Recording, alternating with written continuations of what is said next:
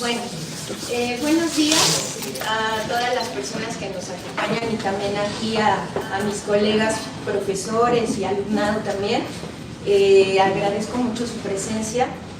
Agradezco también a las autoridades de la Escuela Nacional de Trabajo Social, a la dirección, a la secretaria académica, a la coordinación de comunicación social, a la coordinación de investigación, a la maestra Araceli que acaba de llegar.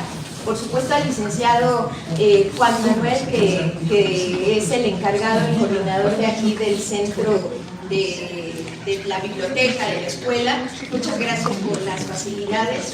Y bueno, pues esta clase, que es el alumnado que nos acompaña, sabrán que pues, somos de la asignatura de familias diversas, pero me pareció muy importante que este espacio se dedicara a este tema, que es la cuestión palestina, pero que no solamente es la parte histórica, sino la parte social. Como sabrán ustedes, la mayoría estamos viviendo o siendo testigos de un genocidio en tiempo real, lo cual es bastante vergonzoso, penoso, digamos, como parte humanitaria. Y aunque empecé agradeciendo a las autoridades, también me gustaría hacer una interpelación en ese sentido, ¿no? El ámbito académico frente a genocidio, sabemos que las universidades en el mundo somos quizá de los pocos reservorios éticos y humanísticos globales. Pero si en esta época, lo pongo entre comillas, en esta época civilizatoria, entre comillas, si las universidades o los diferentes centros de estudio, de investigación a nivel global no tomamos una postura firme, contundente, consistente ante un genocidio, pues entonces ¿qué nos queda, ¿no? en términos de interpelación. Gracias a la secretaria académica que ya también está por aquí, la maestra Eunice, también me gustaría que me acompañaras, maestra, para dar apertura a esto. Y solamente en mi caso vincular, agradecer también a mi grupo y decirles que, como bien le decía yo a Pietro y a Silvana, la compañera Sara, ahorita en la antesala, estamos vinculando también este tema con familias diversas. Leímos la lectura de David Robichaud, en donde nos hablaba de los diferentes sistemas mesoamericanos sobre la construcción de las familias diversas, ¿no? Antes de la conquista. Las familias significan un sustento demográfico, social, cultural y político de nuestras sociedades. Si ese sustento se rompe, como en el caso de la violencia genocida, en donde están sobre todo matando la mayoría de la gente, de las personas, de los seres humanos que están asesinando, son niñeces, bebés y mujeres, que claramente es una intención genocida familiar hacia las familias, entonces ¿qué nos queda? También eso es una parte interesante. Les invito a que escuchen con mucha apertura este tema y a nuestros colegas que han estado ahí, pues sí, como decimos, insistiendo y abriendo foros. Formamos parte de una organización, digamos, que nos hacemos llamar Académicos por Palestina, entonces, pues, agradezco mucho su presencia, compañeras, compañeros, y también les agradezco a ustedes. Maestra, secretaria académica. Gracias, maestra. Buenos días a todas, a todos. Buenos días al presidium. Agradecerles que estén aquí, que compartan con nosotras, con nosotros, pues estas reflexiones, que si uno ve la exposición que ya está en el pasillo, pues se nos hace el corazón, pero no solamente el corazón, la cabeza, todo nos duele, ¿no? Decir, como dice, las familias, ¿qué están pasando con las familias? Diario vemos un ataque, desplazamientos, muertes, y lo vemos lejano, pero también muy cercano. Agradecer porque están en este espacio, porque van a compartir con nosotros sus reflexiones, también a la maestra Kenia por la iniciativa Comunicación Social, a la coordinadora de investigación, al coordinador del Centro de Información, pero sobre todo a ustedes, alumnas, alumnos, que van a estar en este espacio, que también son portavoz en sus comunidades, en sus familias, y como universitarios tenemos un deber, ¿no? Un deber también de incidir en la sociedad y poder reflexionar con todos los que nos rodean sobre este genocidio que está pasando. Pues sin más, maestra, te dejo la palabra. Gracias, maestra. Bueno, pues empezamos con... Estamos como en un lugar, parecería, ¿no? Que no es eso, pero reitero mi agradecimiento, licenciado Juan Manuel, por el espacio, atendiendo a la jornada que tenemos hoy también tan intensa en la escuela. Empezaremos contigo, Silvana. Muchísimas gracias, por favor, adelante. Gracias. Muchísimas gracias por la invitación, por la sensibilidad con este tema al que nos están tratando de acostumbrar y anestesiar en los medios, con justificaciones absolutamente vencidas ya. No se han molestado ni siquiera en inventar nuevas justificaciones, son las mismas de siempre, la satanización del otro y como justificación suficiente para un genocidio. Y el enfoque que tienen ustedes me parece, o sea, yo he ido a muchos lugares, por supuesto a todos los lugares que me llaman, y me dice con gente con la que estoy de acuerdo, voy porque me parece importantísimo que pensemos juntos, ¿no? Porque como siempre dice Pietro, pensar en los actos juntos y juntas. Y entonces el tema, el enfoque de ustedes desde la familia, menos de 400 kilómetros cuadrados, o sea, es una franja menos de 400 kilómetros cuadrados, o sea, es una franja muy pequeña, hay 2.300.000 refugiados, porque el 10% de la población aproximadamente sería lo que los habitantes del lugar, el resto son refugiados múltiples que han llegado a lo largo de, desde 1948, han llegado, ahora voy a preguntar un poquito de la historia. Pero entonces en esa situación, la desconexión de la Franja de Gaza que produce Ariel Sharon tiene por objeto digamos, quitar todas las, evacuar todas las poblaciones de asentamientos israelíes, para dejarla completamente con población palestina, que en principio parece, si uno lo mira muy superficialmente, un acto de paz, ¿no? De devolver territorio.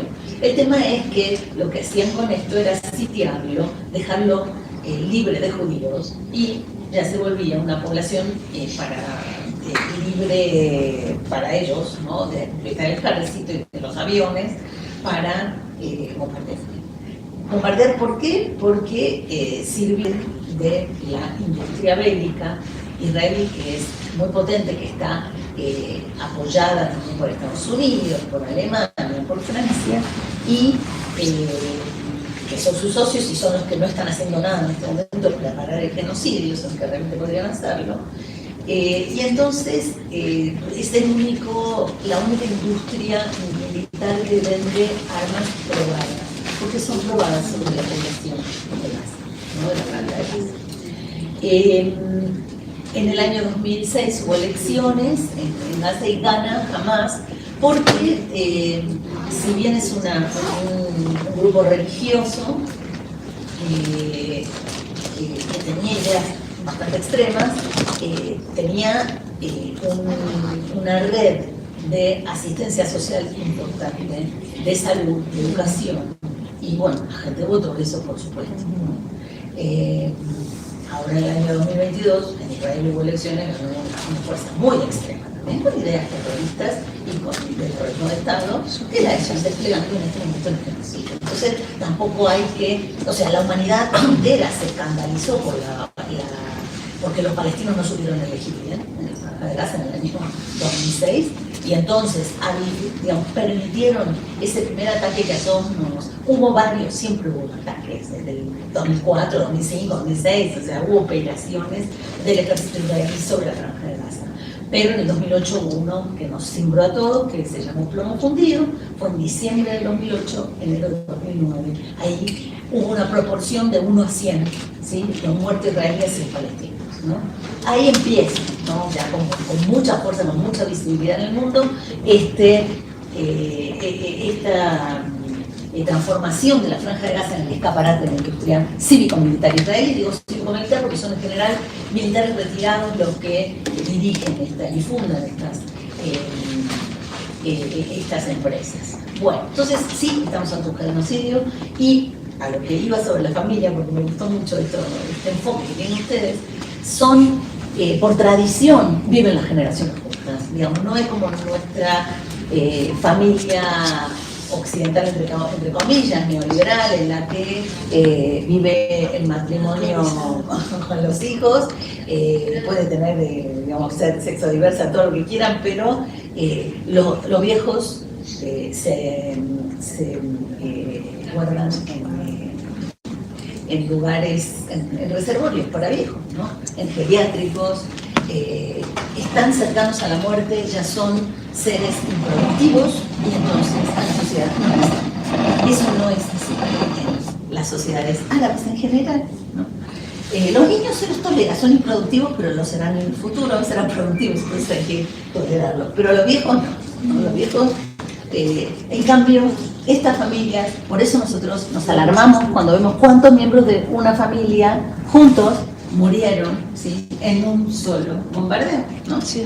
Porque viven juntos, ¿no? También por las condiciones de hacinamiento en las que 2.300.000 personas viven en la Franja de Gaza. ¿Por qué el 90% son refugiados? Y quiero decir lo que se acerca, porque lo que conmemoramos ahora, nos estamos adelantando un par de semanas, es el 29 de noviembre. 29 de noviembre de 1947. Es una fecha funesta, no solo para los palestinos, sino para los judíos también. Y eso quiero que quede claro. Y quiero que quede claro que hubo sionistas que estaban en contra de la partición de Palestina, que es lo que decretó la ONU en la resolución 181, el 29 de noviembre de 1947. Habían mandado en 1946 una comisión angloamericana para que entrevistara a autoridades para saber si la voluntad de la población era partir la tierra para los palestinos hacer un Estado, que nunca se pudo concretar, y los israelíes, otros que efectivamente se dicen los judíos, que los que le dieron el Estado de Israel, que sí se funda el 15 de mayo de 1948. 15 de mayo de 1948 es un día de memoria, ¿no? Aunque esté en el occidente. Entonces, en 1917, ¿sí?, bajo el mandato británico, el 2 de noviembre, ¿sí?, de 1917, en la declaración Balfour, donde la reina de Inglaterra ve con buenos ojos ve con buenos ojos que se le otorgue un hogar nacional a los judíos, ¿sí?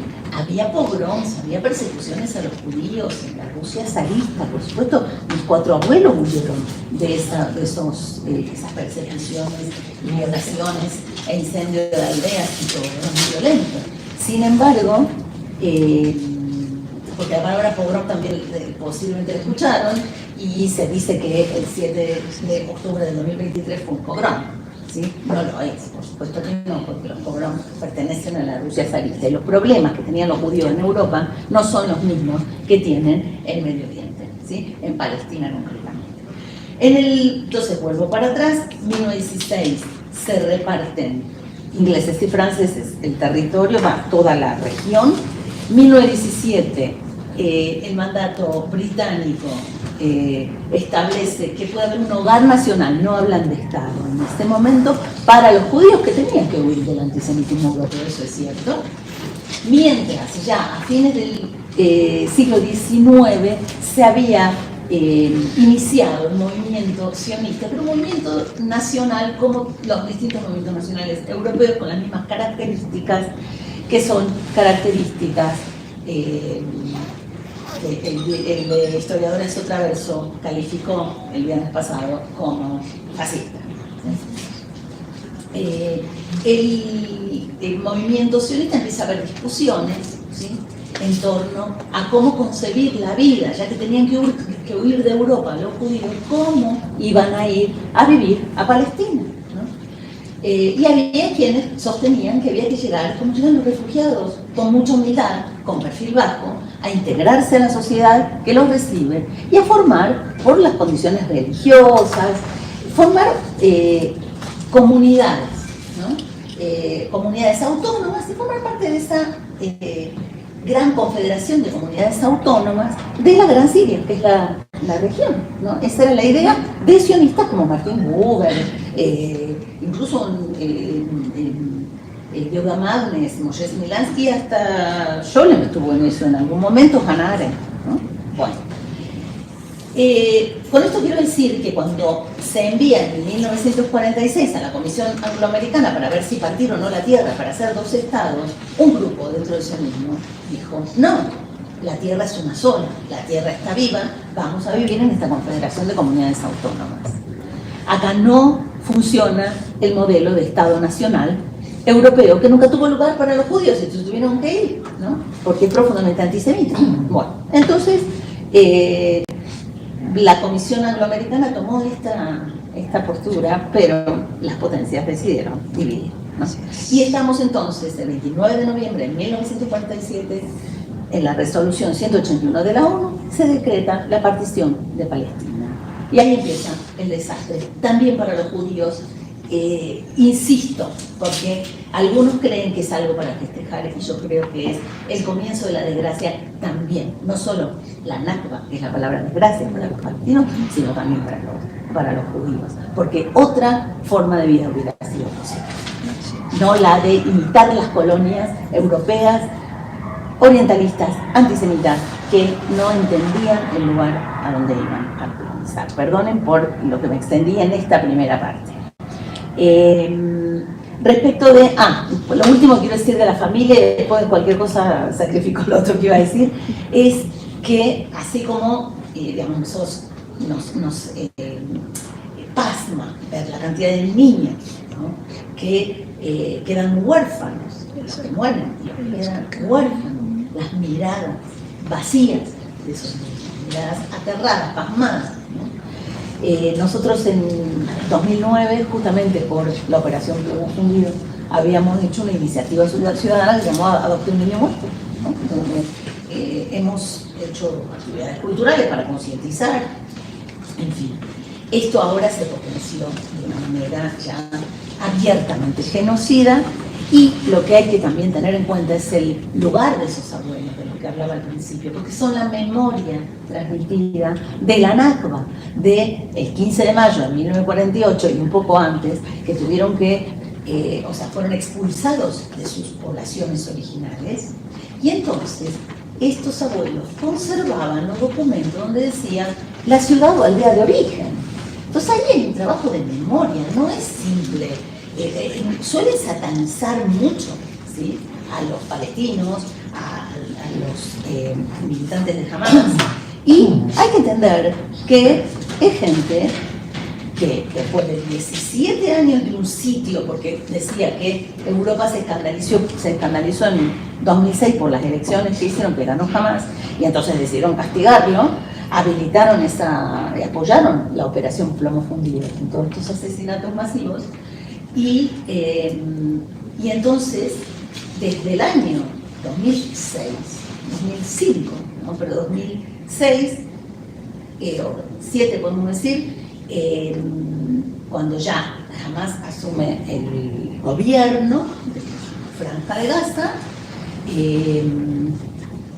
hay un castigo, un sitio, o sea, muy poco espacio para pescar, asedio constante, bombardeos, operaciones que llaman quirúrgicas, pero que no tienen nada, ¿sí?, matando objetivos así a militantes de Hamas, pero llevándose a población civil también, y a veces, bueno, fue subiendo y escalando, después de 17 años de ese estado de sitio, y de haber hecho túneles para ver cómo salir, porque están encerrados en tan pequeña población, hacen este ataque, y claro, a todo el mundo como se escandaliza, es horrible, ¿no? Nadie va a aplaudir una masacre.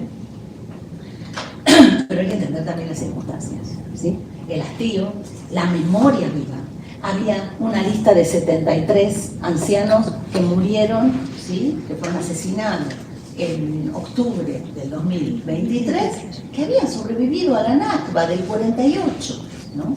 Entonces, hay ahí algo, desde el punto de vista de la familia, que es lo que a ustedes aquí les interesa, algo para trabajar, la transmisión de la memoria y de la dignidad, hasta que la dignidad se haga costumbre. ¿Y la dignidad qué implica ya? Que se entienda que con una ocupación que ahorca a un pueblo entero, no puede haber democracia, ¿sí?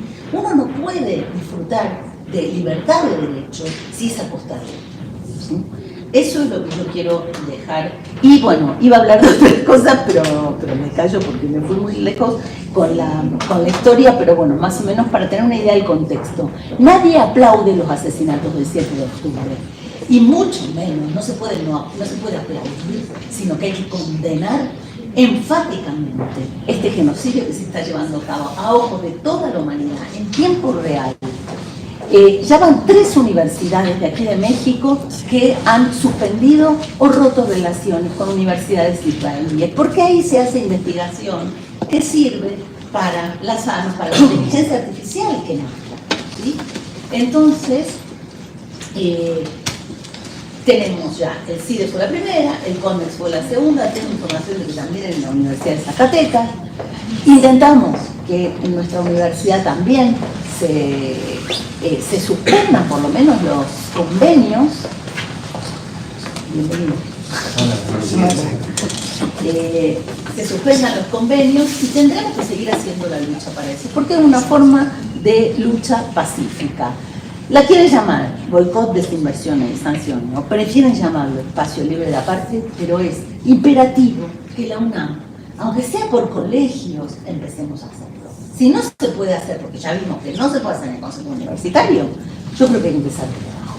Pero es un escándalo que nuestra universidad y nuestro país, que se embandera con el humanismo mexicano, sea testigo de un testigo tan tibio como el que estamos viendo ante un escándalo humanitario como está aconteciendo en este momento con el genocidio, no solamente en la Franja de Gaza, el genocidio del pueblo palestino. Y hay una intención clara de borrar su memoria.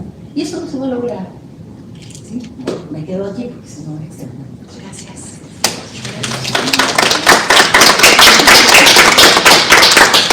Gracias, Silvana. Agradecemos a la representación de la Embajada de Palestina. Muchas gracias por estar aquí.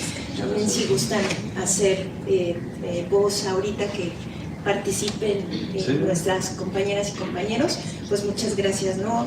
La solidaridad con su pueblo, por supuesto, como ya lo dijo mi colega Silvana, independientemente de las estructuras macropolíticas o macrosociales, habemos personas con convicciones fuertes y también independientemente de la bandera, la nacionalidad o los colores, pues aquí hay una catástrofe humanitaria que tenemos que señalar.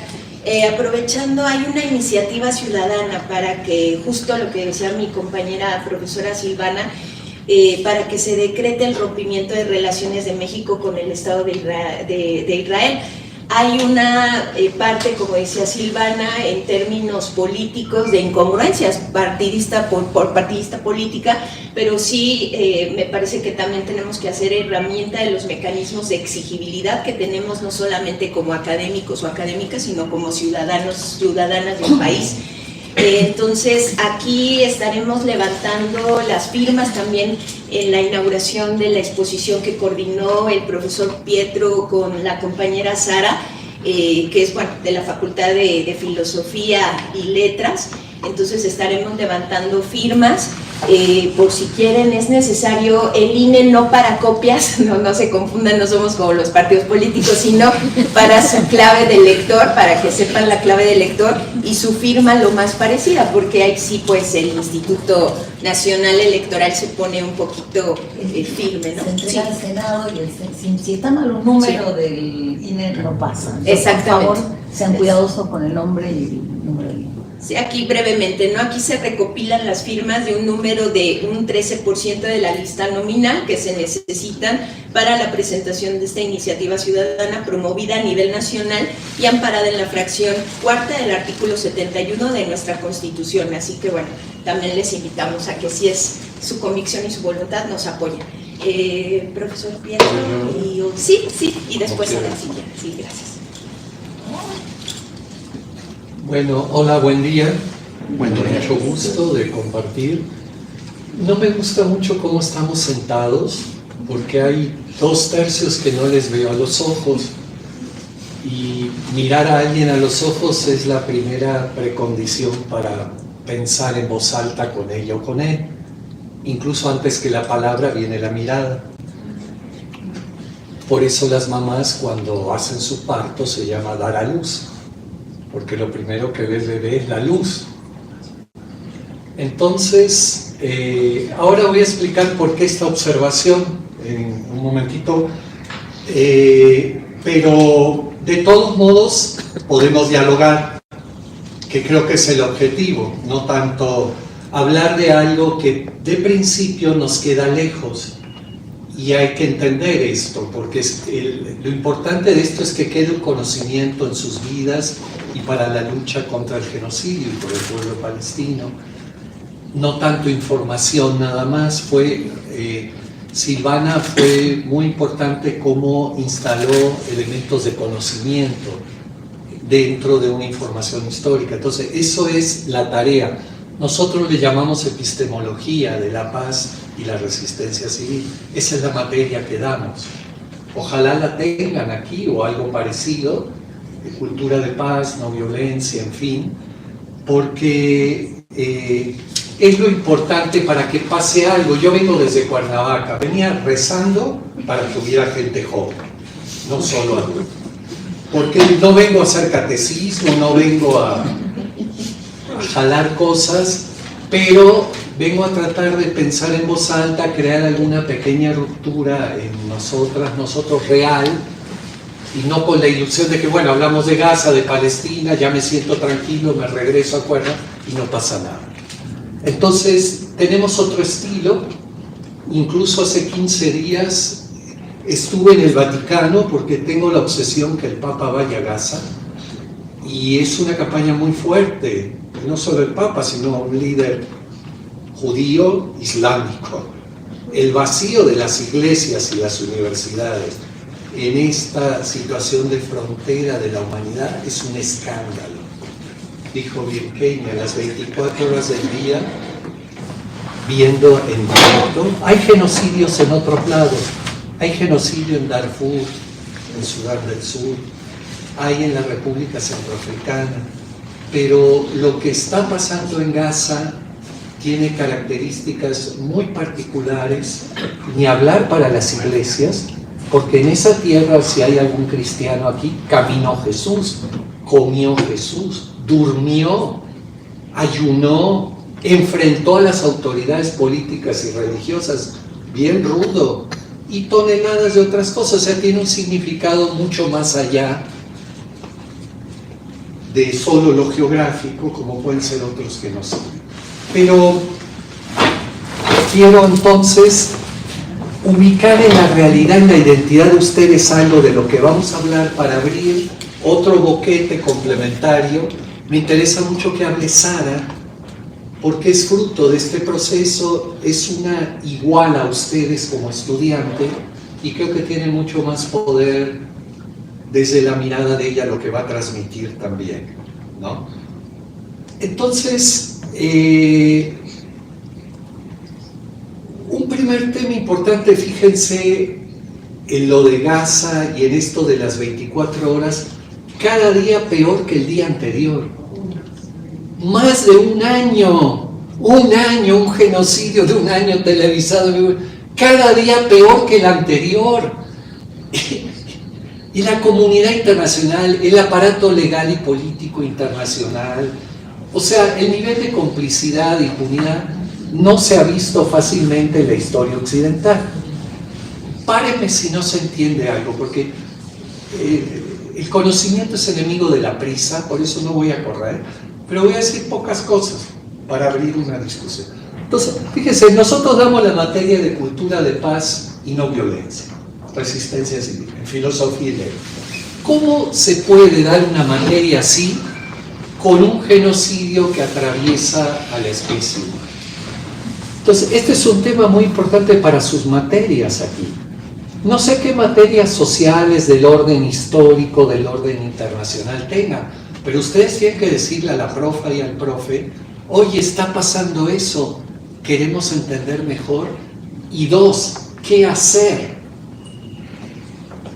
Fíjense, Sara y otra gente joven es un ejemplo en la cultura de paz de dos cosas. Primero, no sé si ustedes tienen esta idea, tomar conciencia que tienen poder. ¿Lo sabían? ¿Sí saben? No ven en el avión. ¿Saben que tienen poder?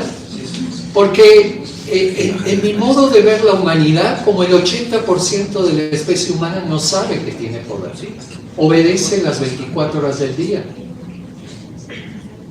Hace lo que le dicen que tiene que hacer, aún sin darse cuenta, con la imagen de que es por tu bien. Es por tu bien sacar 10, aunque no aprendas nada.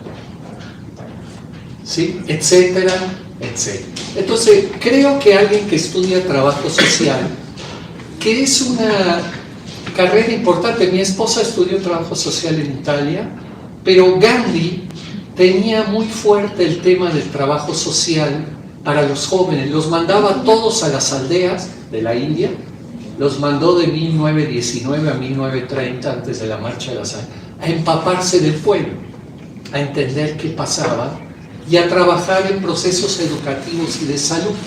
La pasión de Gandhi era la higiene, la salud. Tenía esa obsesión, la limpieza, ¿no? Entonces, trabajo social no es una carrera asistencialista, como hace ver el nombre muy choteado en el orden social. A mí me tocó eso, a mi esposa, etc. No, es una carrera de lucha social, de transformación social desde la base, y les explico que Gandhi usaba ese nombre para la actividad principal de los luchadores sociales y satyagrahi, los luchadores por la verdad. O sea, era una palabra de enorme respeto, metiendo el cuerpo con las víctimas y con quienes iban a luchar.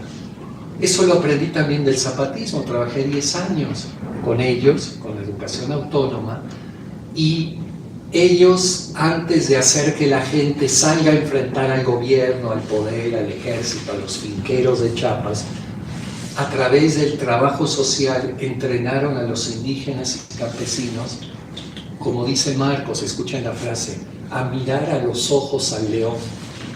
Porque para luchar contra alguien hay que poder mirar a los ojos al que tiene poder. Y eso no es fácil. Lo más común es agachar la cabeza y cambiar de banqueta.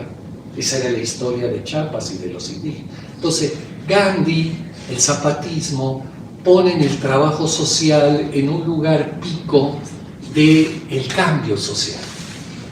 Y eso es muy importante en el tema que estamos hablando. Seguro vinieron, bueno, la materia, etcétera, pero es muy importante que les quede la imagen de que están en un proceso en la UNI de tomar conciencia que tienen poder, cosa que creo que muchas y muchos lo tienen. Pero les voy a decir otro aviso del problema mayor, que es usar el poder. Hay un porcentaje de la especie, en ese 20% que tomó conciencia que tiene poder, sin duda mujeres, feministas, estudiantes críticas, pero no todos, la mayoría decide usar el poder. Porque usar el poder te mete en problemas, en conflictos. Nadie quiere ni nadie enseña a luchar o a usar el poder. Entonces, ese es un tema muy importante y es uno de los grandes temas de lo que estamos hablando y del pueblo palestino y de la solidaridad internacional y de ustedes, que hay que aprender y atreverse, tener esa audacia en parte de usar el poder. En este caso, estoy viendo solo 2, 3 notitas porque no quiero dispararme porque este es un caso, el de Gaza, en que cualquier persona joven, ni hablar que estudie trabajo social, interculturalidad, no puede dejar de usar en algo su poder. O sea, no puede normalizar y decir, chin, qué mala onda los judíos, mira Netanyahu, es un loco, mira Calderón en México con la guerra en narco, mira Trump, Milei, Bolsonaro, salvajes mentales, morales y de acción. No se vale estar en el desánimo y mirar la realidad como una película, porque el genocidio es la acción más inhumana de la especie. Por eso es tan importante el conocimiento. O sea, ustedes tienen que registrar que hay cierto tipo de acciones que no se puede normalizar. O sea, no hacer nada. No se puede, porque todas ustedes tienen lo que se llama una frontera en su vida, en su identidad. Y tienen que entender que la frontera moral, epistémica, intelectual, la tienen que hacer ustedes, no la tele, ni sus profas. Y si ustedes no saben dónde huele a inhumanidad, o inhumanidad hiperavanzada, como en este caso, no tienen el aparato conceptual, por eso sirve un poco las clases, no se van a dar cuenta y lo van a normalizar, y lo van a ver como un show, una cosa más, y de una noticia pasan de Netanyahu a Trump como si nada, y luego quién sabe qué. ¿Sí se entiende? Entonces, lo de Gaza, para ustedes, para mí y para todos, tiene que ver con empezar a usar el poder que tengo. Dice ella bien, dos cosas. Las universidades están en el silencio y la complicidad total, y las iglesias, y el aparato intelectual, cultural, artístico mundial. Silencio total, cartitas o alguna declaración perdida, uy, qué doloroso, pero eso no sirve para nada en un genocidio, es muy poco. Por ejemplo, ella dijo boicot del CIDE y el COLE. No sé si la Escuela de Trabajo Social tiene algún convenio con una institución en Israel que esté callada ante el genocidio. Sería bueno ir a servicios escolares, al área de la Secretaría Académica y preguntar y decirle, ¿sabes qué? Hasta que no pare este genocidio, o sea, que cese el fuego y entre la ayuda humanitaria. Ese es el nombre que las estudiantes y estudiantes palestinos nos dijeron que es la paz, en la expo que hicimos con ellas, que les va a platicar. Nos dijeron, no hablen de paz, por favor, menos de no violencia. Estás loco, Pietro. Nada, porque la paz de Biden, de Netanyahu, todos esos hablan de paz. Hitler hablaba de paz. Entonces, paz es una palabra muy contaminada. De lo que se trata es que cese el fuego y que entre la ayuda humanitaria y que empiece un proceso político de otro tipo. Ese es el nombre real. Entonces, fíjense, una forma de usar el poder para ustedes es ver si aquí en la FARC hay algún convenio, ir con la directora y decirle, sabes que mientras dure el genocidio, córtale. Y luego publicarlo y decirle a otros, como dice Silvana, para dar la idea. ¿Sí se entiende? Eso es muy importante y tienen el poder de hacerlo y no es tan complicado. Y quizás con esto voy a parar porque quiero que hables algo. Y no tiene un castigo muy alto. ¿Por qué normalizamos? ¿Por qué no usamos el poder? Pues tenemos miedo al castigo. Del orden social, de las profes, de mi mamá, mi papá, el jefe de trabajo, mi pareja. O sea, el orden social está basado en la obediencia y el castigo, desde que existe. No hay dos órdenes sociales. Todo lo demás son deseos, peleamos por otros, pero de ahí a que sean órdenes sociales, ni tris, nietos. Pero hay que sembrar. Entonces, fíjense, ella dijo algo muy importante y rápido, pero muy clave. El 7 de octubre lo que hubo es una masacre de Hamas hacia población israelí indefensa. Pero ustedes tienen que conocer la curva de la guerra y de la violencia. porque no pueden colocar en la misma escala una masacre de un genocidio. Por eso cuando uno dice que en Tlatelolco hubo un genocidio, no, lo que hubo es una masacre, el 2 de octubre del 62. Esto no es una disquisición de café, porque tiene que ver en el orden social como opera. Netanyahu coloca en el mismo nivel lo del 7 de octubre y el genocidio. Esa es su trampa, porque ubica el genocidio como legítima defensa. Y voy a acabar con esta idea, ya no quiero ni mirar. Escuchen bien, hacen trabajo social, están en una materia de la familia. Un tema clave para ustedes es el castigo. Tienen que saber mucho más del castigo. Les aconsejo leer El criterio moral en el niño de Piaget, el capítulo 3. Les va a dejar con la boca abierta. Y escuchen bien, ¿cuál es el problema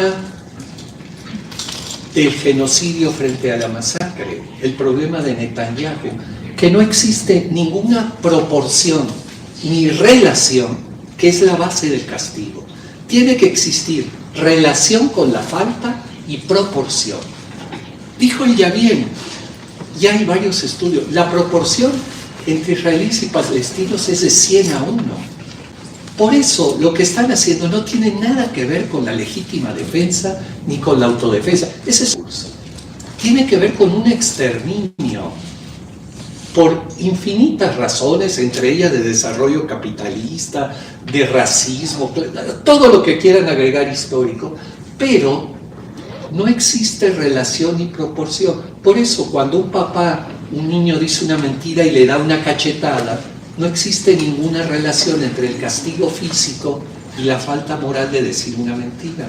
O cuando el niño dice algo que no es cierto y lo encierran el fin de semana en su cuarto y no vas a salir, no existe ninguna proporción entre encerrar en una cárcel, aunque sea su recámara, a un niño, ¿sí?, y decir algo o decir que no quiero ir a comprar las tortillas o mentir.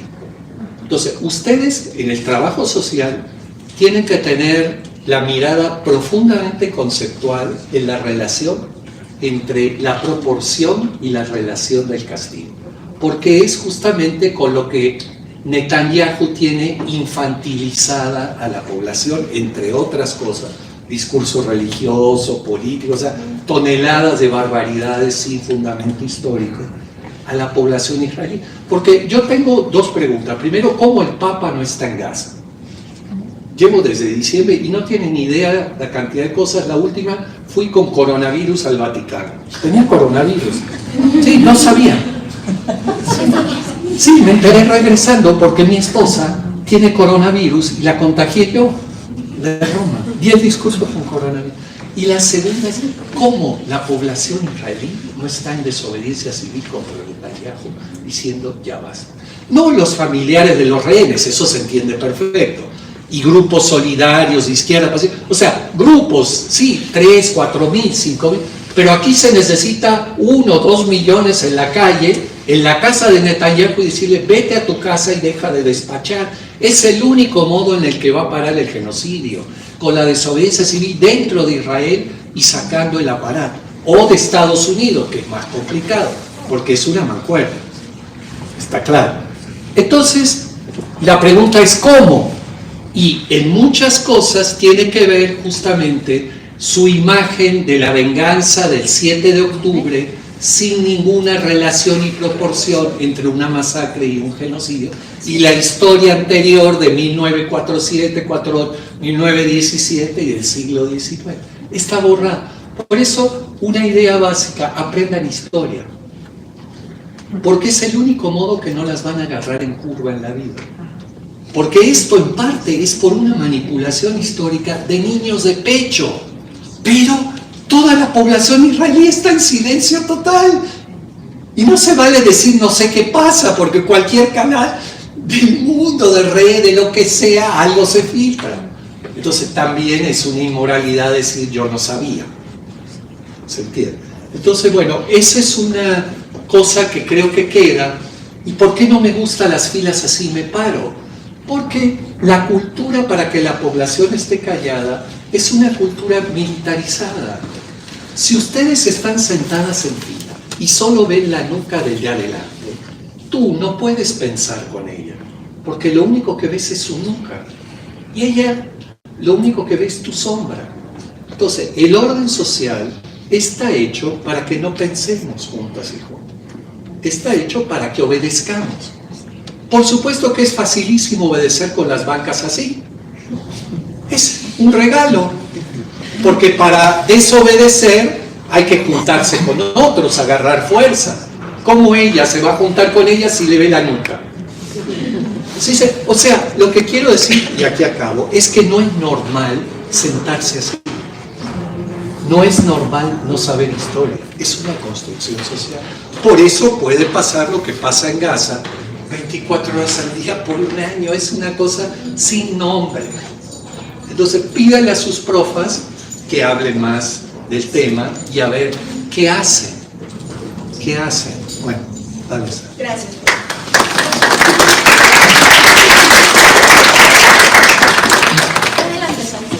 Buenos días, espero que me escuchen bien. Fuerte. Espero que me escuchen bien ahí, ¿sí? ¿Todo correcto? Va. Antes que nada, a mí me gustaría escucharlos sobre qué es lo que han escuchado que está pasando en Gaza, porque como que esa idea de que los que están al frente son los expertos no me gusta y me incomoda, y porque aparte somos estudiantes la mayoría de lo que está pasando en Palestina. ¿No han escuchado nada? ¿Qué han escuchado? Los escucho sin miedo.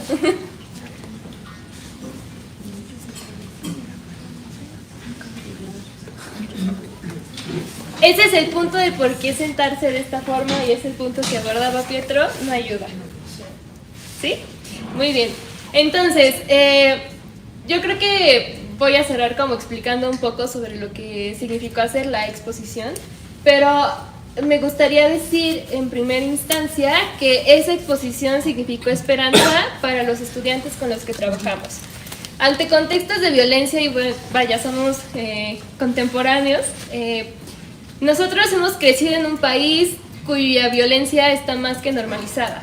Yo creo que desde que estábamos chiquitos, con el sexenio de Calderón, ver las noticias que había colgados en los puentes, descabezados, luchas con el narco, era el pan de cada día, era con lo que comíamos, porque las noticias las pasan a la hora de la comida, y aunque parecieran casos aislados, crecer con esos contextos hace que naturalicemos la violencia, que creer que esas luchas que pasan con el narco, que creer que los feminicidios, la violencia de género es normal, es parte de lo que al orden social le es cómodo, porque cuando lo normalizamos no lo vamos a concientizar y por ende no vamos a luchar por ello. En ese sentido, muchas veces cuando tenemos contextos como guerras o genocidios, los podemos aislar como cosas que no nos afectan directamente, porque vaya, pues si ya crecimos con un contexto de violencia que sucede en otro lado, pues es normal, o sea, no nos puede afectar directamente, ¿no? En mi país he escuchado, por ejemplo, cuando fue lo de la acampada que se hizo en Rectoría, ¿no? Muchísimos comentarios que iban sobre, pero nuestro país está peor y ¿por qué no hacen nada? Cosas así que también parecieran rozar en la contradicción, porque cuando se hace algo, ¿quién se suma? ¿Quién piensa con nosotros? ¿Quién nos acuerpa? De forma colectiva, ¿quién está con nosotros para cualquier lucha social que pueda suceder? Y lo que es interesante es que cuando hay una lucha social de resistencia no violenta, si es reprimido o castigada, entonces cesa. En el 2014, cuando fue una de las marchas más grandes por lo que pasó en Ayotzinapa, por ejemplo, fui yo a esa marcha, creo que tenía 11 años. Y a mí me pareció interesante porque dentro de mi contexto familiar, retomando esto, se me hizo siempre hincapié en que ese tipo de cosas no eran normales, ¿no? Cuando pasa esto, a mí me afecta mucho porque pues estábamos en sexto de primaria, pónganle ustedes primero de secundaria o quinto, no sé. Pero saber como que podíamos ser estudiantes y que quizá en el futuro pudiéramos ser nosotros los desaparecidos, como que no me sonaba correcto, no me sonaba congruente. Y me acuerdo que después de esa marcha, que fue reprimida de una forma muy brutal, como yo lo recuerdo, ya no volví a ver una tan grande. El miedo al castigo es algo con lo que tenemos que lidiar si decidimos actuar. Y claro que hay niveles de castigo, ¿no? Por ejemplo, no sé, en el ámbito escolar, no ir a clases cuando la asistencia es parte de la evaluación es un castigo. No lo consideramos así porque más bien tiene el concepto de evaluación, tiene el concepto de requisito. No obstante, es un castigo, porque tienes la inasistencia que forma parte de tu evaluación, entonces no tienes un derecho a calificación o examen. Eso es un castigo. Los castigos están, como lo llama Pietro, el smog entre todos nosotros. El smog, cuando está en el aire, no lo podemos como visualizar así tal cual. No podemos ver esas partículas contaminantes que están entre todos nosotros. Pero ahí están, y están actuando todo el tiempo como flechas. Entonces, ante el contexto de lo que pasa en el genocidio palestino y a nivel académico, dentro de la academia, dentro de la UNAM, incluso dentro de mi licenciatura, dentro de una facultad humanista, se ha llegado a negar. Tuve el desencanto de tener una profesora que dijo que decir que lo que pasa en Palestina es un genocidio es tomar parte del conflicto y no poder ser neutral para poder mediar una situación de este tipo. Da una materia de mediación. Y en ese sentido, dar una materia de mediación y decir que nombrar un conflicto es tomar parte, cuando el fundamento de la mediación es neutral, a mí me pareció de lo más trágico y vergonzoso. Fue una pena ajena con la que he tenido que lidiar todo el semestre, porque si eso piensa una profesora, proporcionalmente sé que así lo piensan muchas personas, ¿no? Pueden justificar, sí, bueno, está pasando un genocidio, pero nuestro país está peor. Sí, está pasando un genocidio, pero pues está muy lejos, no me afecta. Está pasando un genocidio, pero pues es que estoy muy ocupado para mirar, ¿no? Y está bien, a veces yo tengo la idea de que también para luchar hay que tener el estómago lleno y todas nuestras necesidades esenciales, pues, tentadas. Pero también la conciencia no requiere de mucho trabajo físico. Es simplemente sentarse a mirar y no dejar que la vida se nos pase como un tren. Es tomar parte de lo que sucede, porque aunque parezca un caso aislado, aunque parezca que está sucediendo del otro lado del charco que no nos afecta directamente, sí nos está afectando, porque entonces nos volvemos cómplices al no enunciar lo que está pasando, y nos volvemos cómplices al solo quedarnos callados, y que si se dice, es que está pasando un genocidio, y sea como, ¿quieren saber qué comí hoy? Ese tipo de cosas nos vuelven cómplices. Y claro, cuando somos cómplices, otra vez, no luchamos. Cuando somos cómplices, solo miramos la nuca del frente. Y es que todo está construido para pensar en individual. Simplemente las butacas, ¿no? Así que está la paleta, y si te quieres voltear para el otro lado no se puede. Eso también forma parte de un orden social que no le gusta a lo colectivo. Lo colectivo, en la resistencia civil no violenta, es primordial. Porque en ese sentido no nos pueden reprimir a todos, no nos pueden castigar a todos. Y no hay nada más importante que la voluntad de luchar y el poder de la reflexión. Pietro siempre insiste en nosotros en que la primera arma de la no violencia es la reflexión. Y yo concuerdo. Y posteriormente diría que la voz es otra arma de la no violencia, porque con la voz enunciamos lo que está pasando. Claro, después de un proceso reflexivo. Y otra cosa que sobre lo que dice Pietro sobre la desobediencia civil dentro de territorio israelí, también hay que considerar cuál es la forma en la que miramos el poder. Si vemos como que el poder es algo que ahí existe solito y que todo el tiempo está ejerciendo sobre nosotros, o si más bien el poder existe porque nosotros le damos ese poder.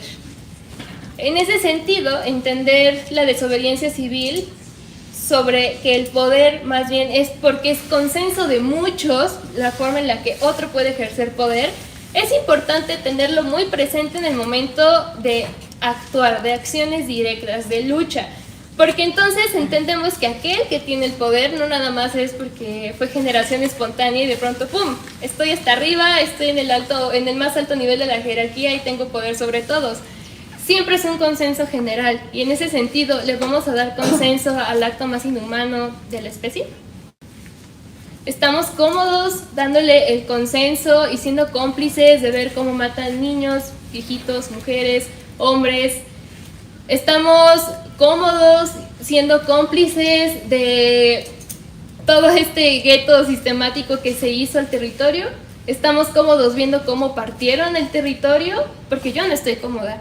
Y lo que dice Pietro, si tenemos poder hay que empezar a usarlo. Y una forma de usarlo es enunciar lo que pasa, una forma de usarlo es detenernos a reflexionar y pensar colectivamente sobre lo que está sucediendo. Y en carreras de ciencias sociales y de humanidades no nos podemos dar el privilegio de no mirar, porque se supone que para eso estudiamos, para mirar, para poder incidir en tejidos sociales, para poder entender lo que pasa en las estructuras que todo el tiempo están influyendo entre nosotros. No podemos permitir que estemos en una clase como si no estuvieran en el otro lado del mundo matando personas.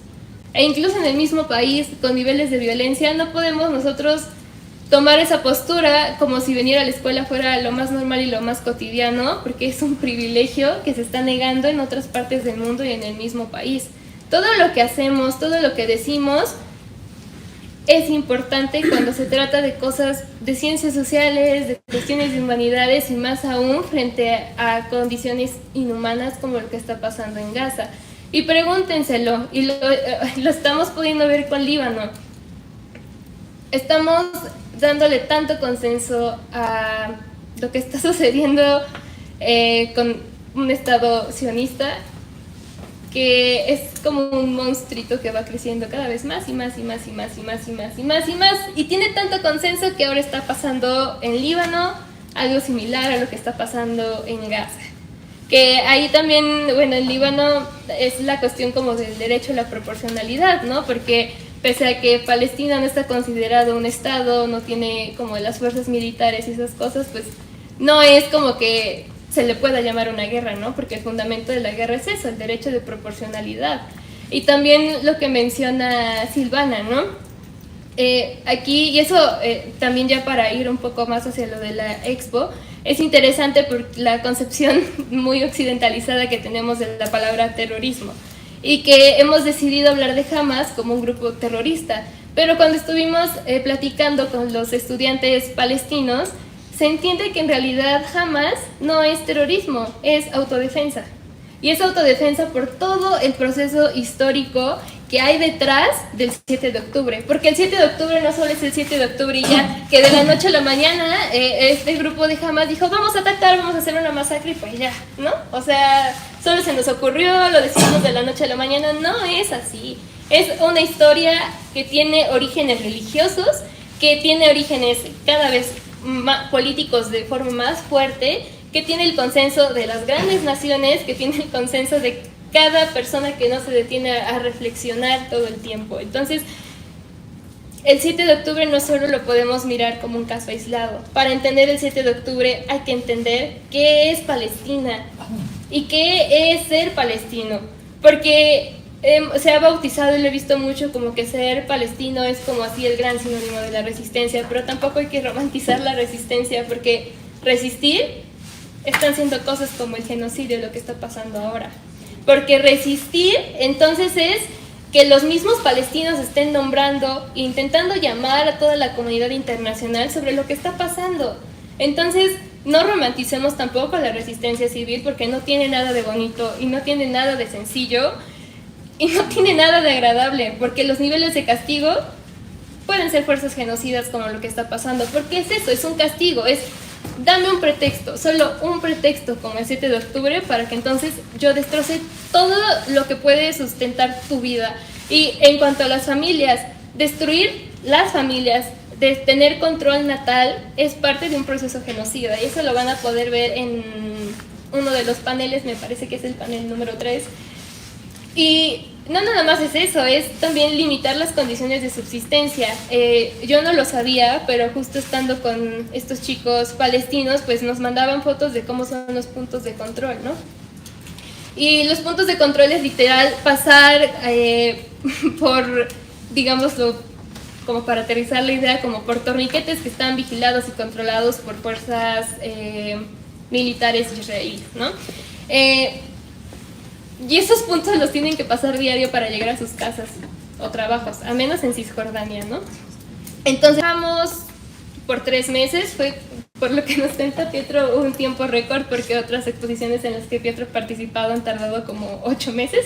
Esta nos las aventamos en 3 porque era un compromiso moral muy fuerte que todo el equipo teníamos, porque eran 3 meses, pero lo que a mí me parece terrible es que gran parte de los datos numéricos que vienen ahí ahora están desactualizados, porque la crisis no cesa y porque continúan en aumento. Porque ahí tenemos justo la misma cifra de que está por aquí, de los 30,000, pero ya no son 30,000, está en aumento. Entonces, a mí eso me parece algo demasiado fuerte, porque veo la exposición y digo, ok, como arma de información, ahí está. También como una herramienta no violenta, pero por otro lado también es algo que ya está desactualizado en cuanto a cifras, ¿no? O sea, en cuanto a condiciones, en cuanto a todo lo que está sucediendo, también es algo que entristece mucho, porque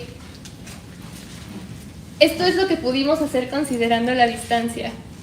Y eso que pudimos hacer ahora está desactualizado, y entonces hay que seguir haciendo más cosas.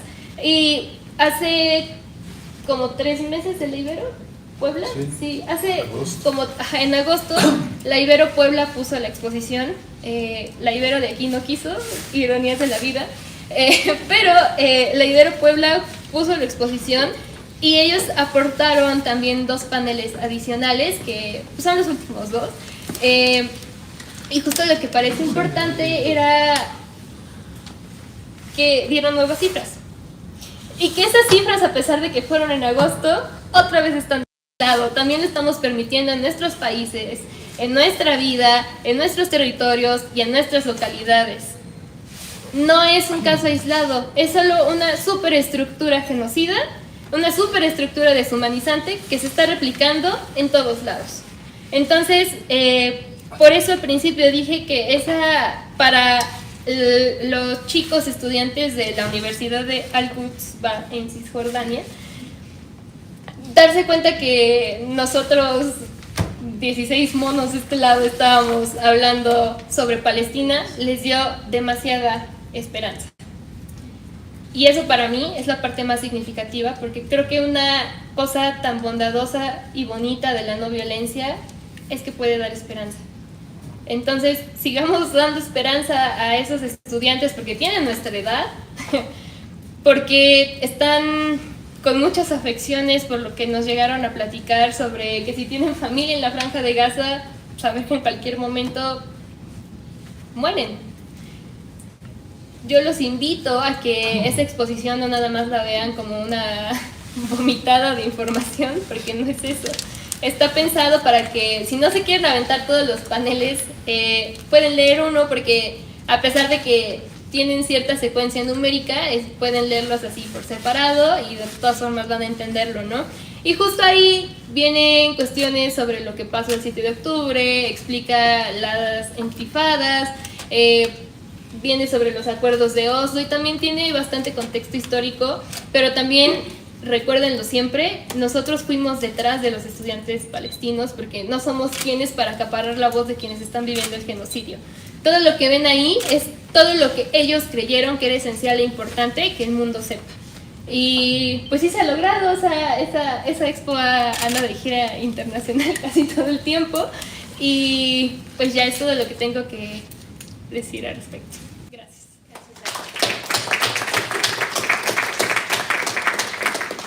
Antes de pasarle la voz a Cristian, bienvenido, Cristian. ¿No?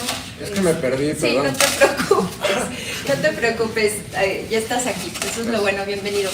Bueno, también agradecer la presencia de la maestra Carmen Casargatia, directora de la Escuela Nacional de Trabajo Social, y creo que atiende mucho a lo que decía el profesor Pietro, Silvana, lo que yo decía al principio, es importante la presencia, porque la sensibilización a las autoridades o que se permita el diálogo con su presencia, para mí sí es muy importante, porque también ahí se está dando una lucha, y es y además una receptividad.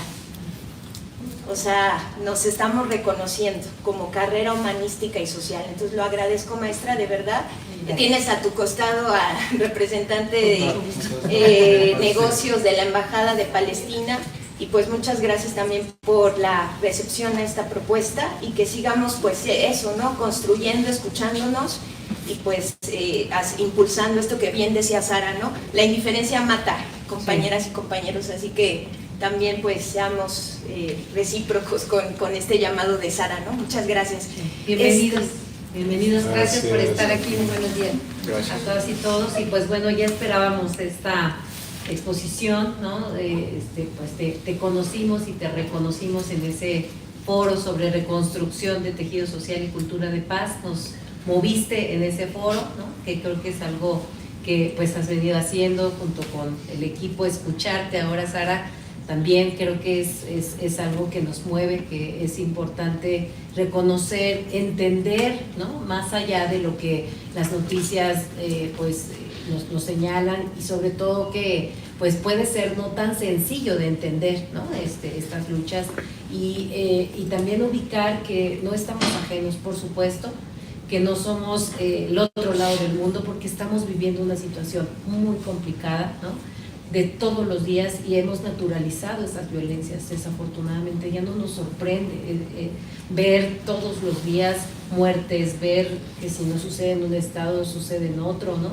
Y creo que algo tenemos que hacer como comunidad, y efectivamente desde lo colectivo y desde la paz, desde la no violencia, y desde buscar cómo contribuir, ¿no? Incluso interprofesiones, interdisciplinariamente, para pues tener un mundo mejor, buscar cómo dar otras alternativas en una situación que pues no para, ¿no? O sea, es algo que no se le ve salida, ¿no? Entonces, pues escucharles, la verdad es un privilegio tenerles aquí también, y que estén alumnos de la escuela, y que podamos compartir con la exposición. También nos va a dar, además de mucha reflexión, que es el motivo de esta exposición, de lo que han venido ustedes haciendo, la sensibilización para ponernos pues del lado del otro, de los otros, pero también entender que no estamos ajenos, porque estamos viviendo un escenario muy crítico, ¿no? Entonces, gracias por estar aquí, gracias,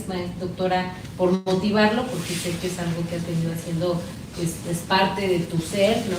De tu lucha, y que lo has transmitido a las alumnas, alumnos, y a quien está a tu alrededor, que nos compartes ese enojo y esa intención de no solo quedarnos con el enojo, sino buscar cómo hacer, ¿no? Desde las diferentes esferas y desde las diferentes posibilidades. Por eso estamos aquí. Felicidades y gracias. Gracias, maestra. Y pues sí, una lucha sin congruencia es un poco difícil. Sí, Hay que llevarla a todos los planos, el personal, el profesional y el familiar, ¿no? Un poco. Claro. Así es la cuestión. Cristian, muchas gracias. No, Pues contigo cerramos. disculpen todos. No te preocupes. Bueno, una disculpa otra vez, está por acá, Avenida del Imán, tuve que correr y por eso me corrí.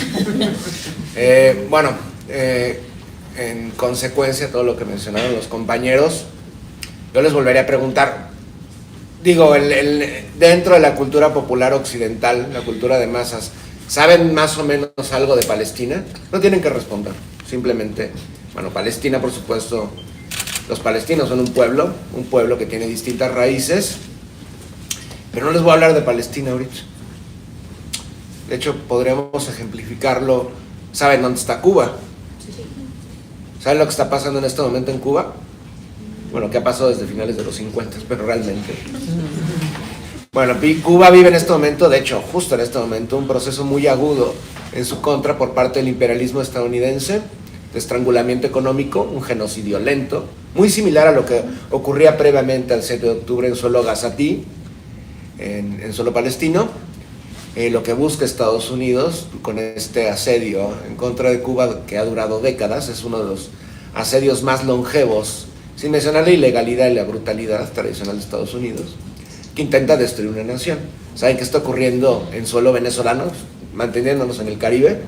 Exactamente lo mismo. Están intentando quebrar a un gobierno y a un pueblo, por supuesto, buscando un levantamiento, provocando el hambre y la carestía, para provocar levantamientos populares en contra del gobierno, y esto legitimar las acciones imperialistas por parte de Estados Unidos, ¿no?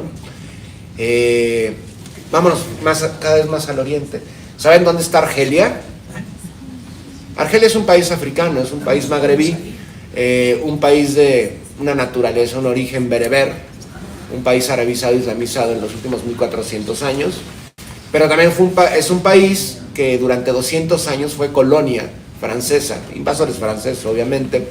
En Argelia se comete un proceso de genocidio muy lento, un proceso que dura aproximadamente 150 años, en el que no se sabe tampoco las cifras, porque obviamente no había una contabilización en el siglo XIX y más de un territorio colonial por parte del imperialismo francés.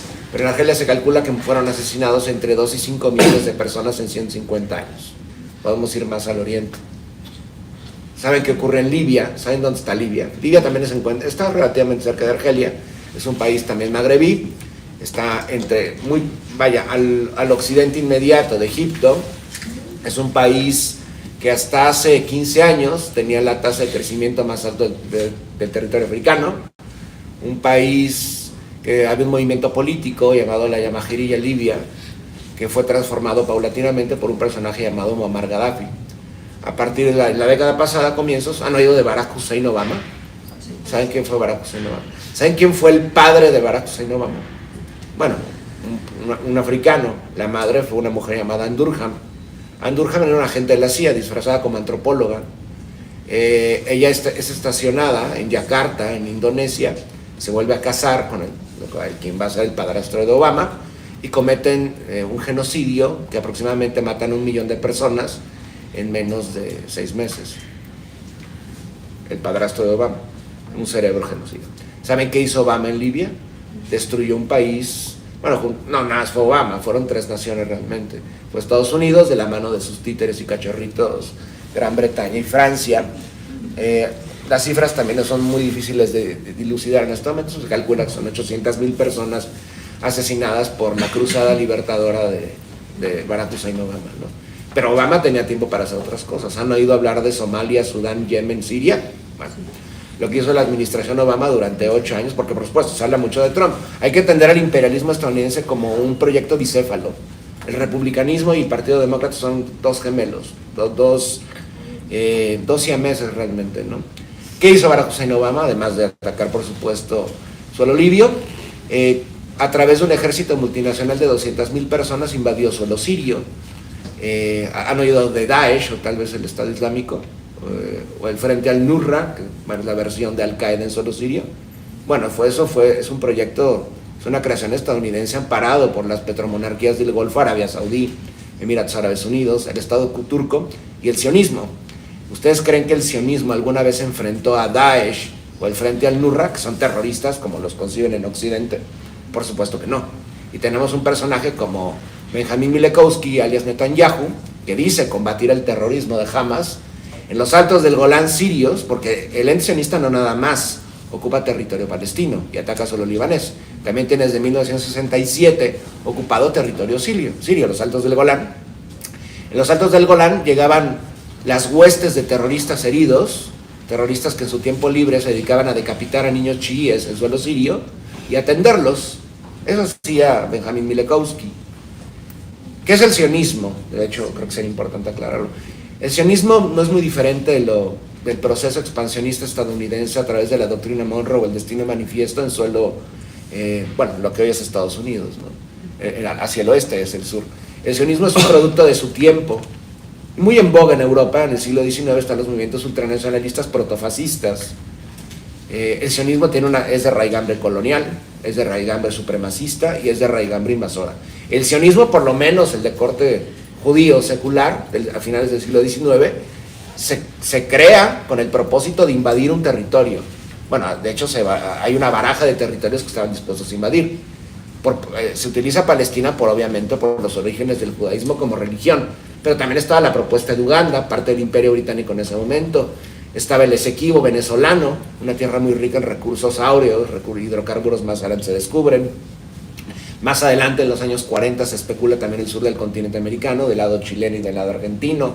Estaba el extremo oriente ruso, que de hecho se crea, soviético, se crea el proyecto, el Oblast Autónomo Judío, pero no tuvo mucho éxito. Se encuentra en las fronteras con China y por obvios motivos se decide crear el proyecto invasor sionista en suelo palestino.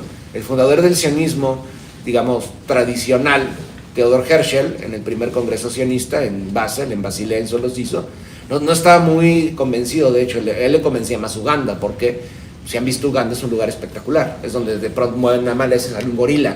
Es un lugar hermoso donde está repleto de lagos, un país megadiverso cultural y ecológicamente, pero por obvios motivos, para que el proyecto empezara a calar hondo entre las poblaciones judeoeuropeas, deciden hacerlo en Palestina. En ese momento, la mayoría de los judíos europeos no saben qué es el sionismo. O sea, de hecho hay dos tendencias. Una, seguir sobreviviendo a las persecuciones del imperio zarista ruso en un primer momento, y posteriormente el proyecto asimilacionista. O sea, lo que ellos buscan es profesar sus judaísmos en el continente europeo, pero como ciudadanos franceses, como ciudadanos británicos, polacos y más tarde soviéticos, ¿no? Entonces, regresando al escenario de esta concatenación de proyectos genocidas, lo que estamos viendo en Palestina, en primer lugar, no comienza con Benjamin Netanyahu y Elias Netanyahu. Podemos irnos hasta David Grun, igual no me suena el nombre, porque se cambia, hay un proceso de semitización artificial, se cambian el nombre. Es David Ben Gurion, su verdadero nombre es David Grun, y él procede de suelo europeo. Esto comienza, iba a decir 76 años, pero ya hay masacres desde antes. Y es un proyecto justamente eso, que tiene la intención de un desplazamiento demográfico a través de un proceso de limpieza étnica. Las primeras masacres en contra del pueblo palestino ocurren, bueno, las más sonadas, Tantura, por ejemplo, o Der Yassin, donde se ven las mismas atrocidades sistemáticas que estamos viendo en suelo gazatí o en suelo cisjordano, ocurren en 1947, 1948. El sionismo en ese momento ya se va incluso en contra de sus mecenas, porque el sionismo se cree que nada más va en contra de los musulmanes, por supuesto, no. Palestinos hay muchos, hay palestinos musulmanes, con la mayoría, suníes en su mayoría, un pequeño porcentaje chií, pero también hay palestinos que no son ni siquiera semíticos, hay palestinos kurdos que son indoeuropeos, y había una minoría importante. Hay otro grupo, más o menos en 1946-47 aproximadamente, el 30% de la población palestina son cristianos, que denominaciones melquitas, maronitas, católicos, ortodoxos, bueno, incluso hay anglicanos. Armenios también, que por cierto los armenios tampoco son semíticos europeos, pero bueno, son parte de la identidad palestina los armenios por lo menos desde hace 2000 años, ¿no? Porque la llamada pequeña Armenia está relativamente cerca de Palestina. No, además hay cristianos, hay pequeñas minorías también, hay drusos, hay samaritanos, algunos samaritanos sí se consideraban palestinos, se siguen considerando, otros no. Y bueno, hay todas es un arcoíris multiconfesional Palestina, ¿no? La mayoría de los cristianos sale ya de suelo palestino, obviamente por el proceso de exterminio y de limpieza étnica. Muchos llegan a suelo americano, muchos están en suelo chileno, por ejemplo, otros en Estados Unidos, relativamente pocos en suelo mexicano, en Australia, en suelo francés. Y por supuesto, los desplazados con menos recursos económicos tienen que huir a los lugares más cercanos, al Líbano. Recordemos el caso de Sabri Shatila. Por cierto, Sabri Shatila no ocurre hace unos meses. Sabri Shatila ocurre en 1982, donde son asesinados más de 3.000 palestinos a manos de Ariel Schneyerman, alias Ariel Sharon, que con el apoyo de los fascistas cristianos maronitas libaneses de la Falange encapsulan a los palestinos. La masacre de Cana y también en suelo libanés, por ejemplo, pues no ocurre ahorita. Hezbollah, surge hasta los años 80. Previamente había otros grupos de resistencia en suelo libanés en una guerra civil amparada también por Occidente. ¿A qué voy con todo esto? La historia no comienza, por supuesto, el 7 de octubre. Y de hecho, lo que ocurre el 7 de octubre es una reacción a lo que ocurre 48 horas antes, atrocidades sionistas cometidas en la zona de Cisjordania y cometidas en Gaza. 12 horas antes de lo que ocurrió el 7 de octubre, tenemos invasores colonos sionistas, además de una facción del sionismo aún peor que Netanyahu. Sí existen personajes peores que Netanyahu, por ejemplo Bezalel Smotrich, Itamar Ben-Gvir alias el kurdo y alias el ucraniano, que invadían constantemente el complejo de las mezquitas de Al-Aqsa, el Domo de la Roca y la mezquita de Al-Aqsa, y entran en masa y empiezan a golpear a las mujeres que están orando en Al-Aqsa. Eso ocurre 12 horas antes. ¿Qué ocurre 48 horas antes? Hay un lugar en Cisjordania que se llama Juwara, es una aldea que se calcula que aproximadamente 12 invasiones durante los 12 meses previos por parte de colonos invasores en Cisjordania, de colonos sionistas. Algunos recién llegados, de hecho, solo palestinos. Algunos todavía ni siquiera hablan hebreo, hablan ruso y ucraniano. El gobierno de Netanyahu los logró cooptar les está ofreciendo casas en Cisjordania, con el problema de que esas casas habitan palestinos en esas casas. Han visto el meme, estoy seguro, ¿no? No te lo voy a robar yo. Si no te lo robo yo, alguien más te lo puede robar. O sea, con ese cinismo y ese descaro. Pero ese cinismo y ese descaro no ocurre el 7 de octubre. Llevamos 76 años y no es único de Palestina. Desde hace 10 años, Estados Unidos, de la mano de los saudíes y emiratíes, están masacrando yemeníes en en Yemen. Yemen es un país que se encuentra al sur del mundo árabe, en la península arábiga. ¿Cuántos han asesinado? 200,000. ¿El mundo se enteró? Por supuesto que no. ¿Por qué? Pues porque son yemeníes, porque son somalíes, porque son sudaneses, porque son palestinos, porque son sirios, porque somos latinoamericanos. Para Eurooccidente, los pueblos árabes, los latinoamericanos, los africanos, en el sudeste asiático, incluso en Europa del Este, son subhumanos. Lo que han cometido en este momento, en este instante, en suelo palestino, lo han cometido durante 500 años. Limpiezas sistemáticas de naciones, culturas enteras arrasadas. ¿Cuánta gente exterminaron los europeos en suelo americano? La tesis intermedia, entre 30 y 50 millones de personas. Algunos la llegan hasta 100 millones de personas durante 500 años. ¿Creen que eso movió las fibras íntimas de los estadounidenses? No. Los estadounidenses, el 60%, por supuesto, hemos visto movilizaciones en Columbia, en UCLA, en la Universidad de Michigan, Minnesota, estudiantes saliendo a las calles. Bueno, muy importante sin duda, ¿no? Que por cierto, el ojo no debe estar puesto en ellos. Quienes más resisten, por supuesto, es el pueblo palestino. Sin duda se aprecia la solidaridad por parte del epicentro occidental de una población, pero lamentablemente el 60% de la población estadounidense celebra lo que están haciendo en contra del pueblo palestino, tal cual. Y de los invasores sionistas, el 75% de la población de la Palestina ocupada, de invasores sionistas, más o menos 6.200.000, aplaude las atrocidades de Netanyahu. Las protestas en la Palestina ocupada por parte de sionistas no son en contra de Netanyahu ni de la existencia del proyecto colonial. Son en contra de Netanyahu por no ir por los rehenes, porque es la excusa perfecta para continuar masacrando a la población palestina. Pero ellos jamás ponen en duda el proyecto sionista. En Estados Unidos tampoco. Siguen con la idea de los dos estados. ¿Ustedes creen que a los sionistas les interesan los dos estados? Por supuesto que no. Si algo van las facciones que gobiernan el sionista, en este caso las más célebres, porque son las contemporáneas, la de Netanyahu y la de Benny Gantz, que son enemigos a muerte, los dos adoran lo que están haciendo en contra de los palestinos. Otra cosa son los líos jurídicos y las acusaciones por crímenes tradicionales, porque además de Netanyahu que sea un genocida, también es un gángster. Pero una cosa son los líos entre la cúpula y otra cosa el proyecto conjunto, la naturaleza del sionismo, que es una réplica de otros procesos de invasión, colonización y pillaje por parte de Occidente, porque eso es el capitalismo y ese es el imperialismo: destrucción, pillaje y humillación constante.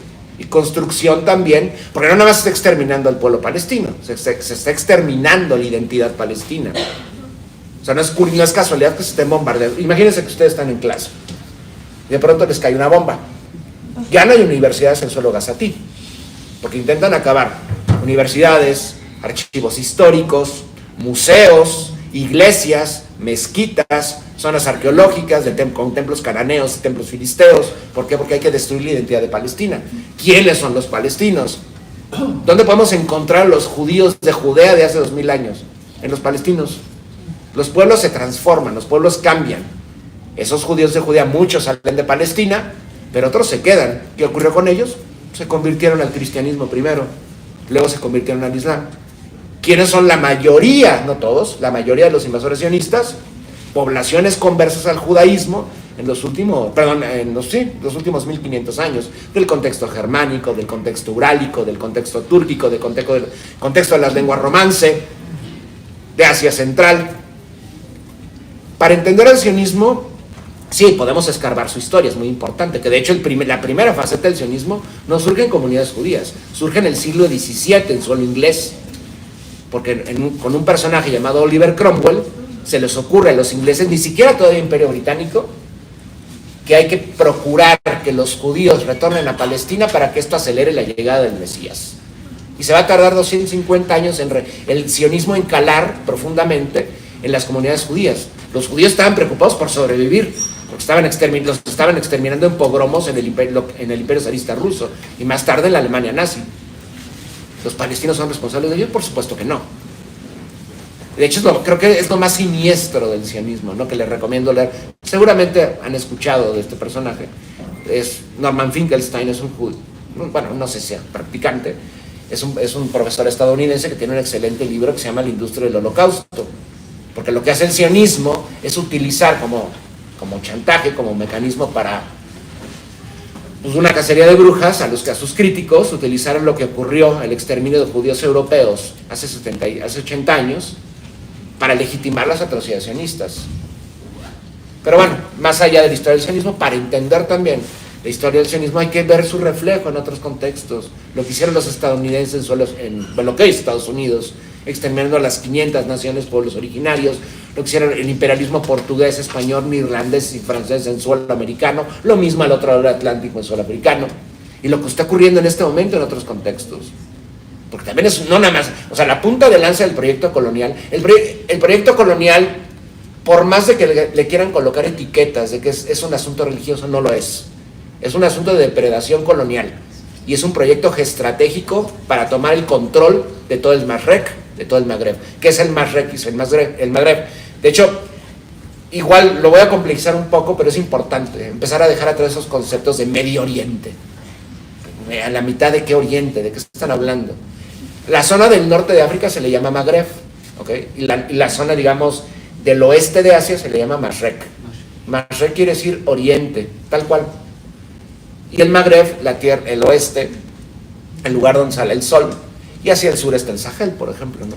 Digo, para también empaparnos con otras formas de pensar, otras formas de conocimiento, creo que es importante, ¿no? Podemos ver los ojos, podemos entender a los palestinos, no completamente, ¿no? Por supuesto, no vimos los mismos procesos de resistencia que ellos, pero en México se han vivido y se siguen viviendo en este momento, ¿no? Porque a fin de cuentas el imperialismo es planetario. No se puede entender el imperialismo explicando nada más el contexto palestino. Ahorita, por ejemplo, el compañero mencionaba el caso de la India. La India pues, vivió eso. De hecho, es interesante porque la India es un país que tiene un importante número de población musulmana. Pero no, la mayoría de la población son hinduistas o religiones dármicas surgidas del contexto hinduista. Los herederos ahorita de Mahatma Gandhi no distan mucho de ser Mahatma Gandhi. También Mahatma Gandhi es un personaje bastante polémico, pero no me voy a extender al contexto indio. Hay un personaje, quien gobierna la India, Narendra Modi, es un supremacista que recibe asesoría por parte del sionismo para exterminar de musulmanes la India. Le va a ser muy difícil porque son más de 200 millones. Pero las acciones que está cometiendo el ente sionista en suelo palestino, le está cometiendo con asesoría de Israel, el gobierno de Nueva Delhi, en contra de la población de Cachemira, exterminando a musulmanes del centro y sur de la India. Por eso lo digo, entender al sionismo es entender también un proyecto de control geoestratégico de toda la región, que involucra también cooptar a las élites que controlan estos gobiernos, que se dicen amigos del pueblo palestino.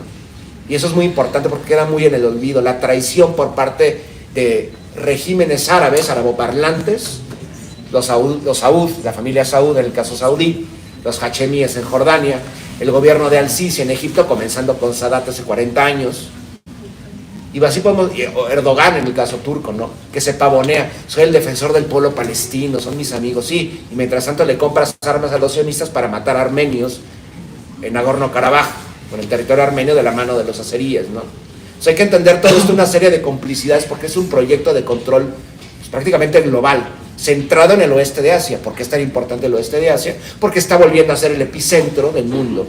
Afroeurasia, tal cual. La historia vuelve a su camino.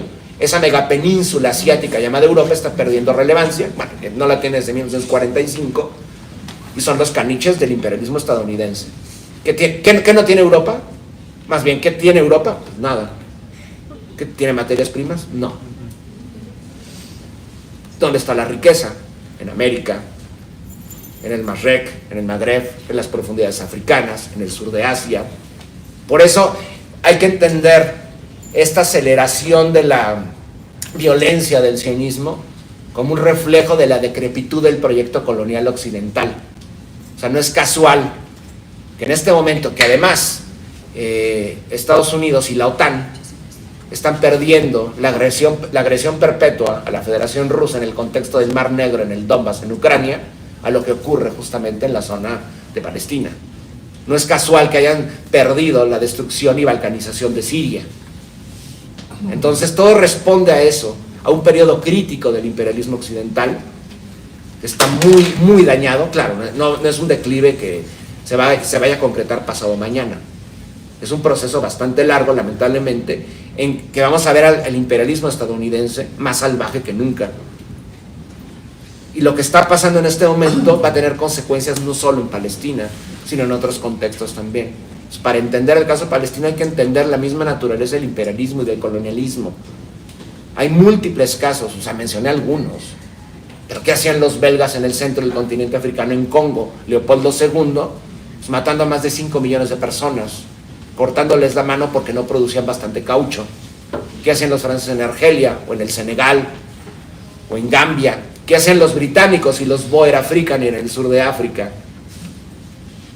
¿Qué hacían los japoneses, el imperio colonial japonés en China, en Nanking, haciendo competencias de cortar cabezas de chinos con katanas en 20 minutos? Bueno, recuerden también que Japón es el socio honorario de Occidente, ¿no? Ni de aquí ni de allá, término medio.